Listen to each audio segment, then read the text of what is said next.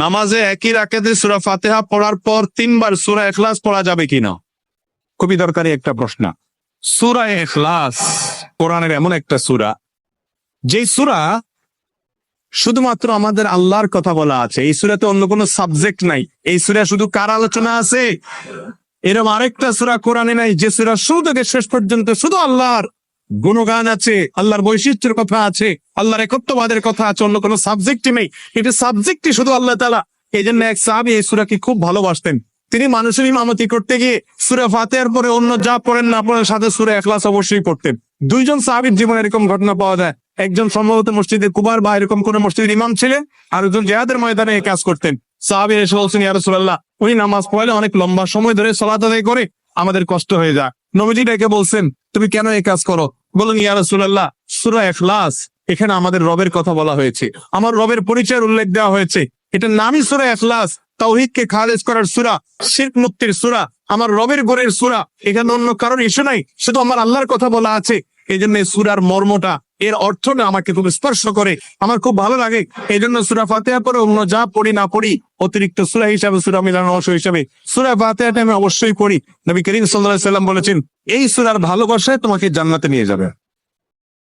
এই জন্য ভাই দেখবেন সকাল সন্ধ্যায় সূরা ইখলাস, সূরা ফালাক, সূরা নাস 3বার, সকাল সন্ধ্যার পাশাপাশি 5 ওয়াক্ত সালাতের পরে একবার, রাতের সময় আবার 3বার, মানে সূরা ইখলাস এতবার পড়ার আল্লাহ তাআলা ওয়াজিব করে দিয়েছিলেন। আমরাও সূরা ফাতিহা সবচেয়ে বেশি পছন্দ করি।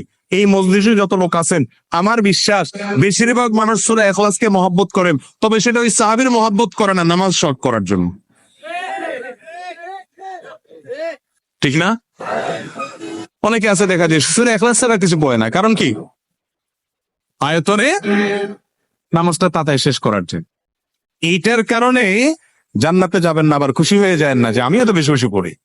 আপনার নিয়ত যদি হয়, মতলব যদি হয় নামাজ সংক্ষিপ্ত করা, তাহলে হবে না। এই জন্য ভাইরা আমার, সূরা ইখলাসটা নামাজের মধ্যে কেউ যদি পড়েন, বিভিন্ন রাকাতে সূরার মর্ম উপলব্ধি করে তিনি ইনশাআল্লাহ সওয়াব পাবেন। এই সূরার তাফসীর জানবেন। একদিন ইনশাআল্লাহ কোন একটা প্রোগ্রামে কোন আলেম থেকে সূরা ইখলাসের তাফসীরের উপর 1 ঘন্টা আধা ঘন্টা ওয়াজ শুনবেন, খুব গুরুত্বপূর্ণ। সূরা ইখলাস এটা যদি কেউ 3বার 4বার 5বার পড়ে, শুধু সূরা ইখলাস না, অন্য সূরাও, সূরা ফাতিহার পরে আপনি সূরা ইখলাস 3বার পড়লেন, সূরা ইরাজা 2বার পড়লেন, অন্য সূরা 3বার পড়লেন, কোনটা রিপিট করলেন, একই আয়াত বারবার পড়লেন, এটাতে কোনো অসুবিধা হবে না। আপনি বারবার পড়তে পারেন, কোনো অসুবিধা হবে না ইনশাআল্লাহ। তবে লক্ষ্য রাখবেন, প্রথম রাকাতের চাইতে দ্বিতীয় রাকাতটা তুলনামূলক একটু ছোট হবে।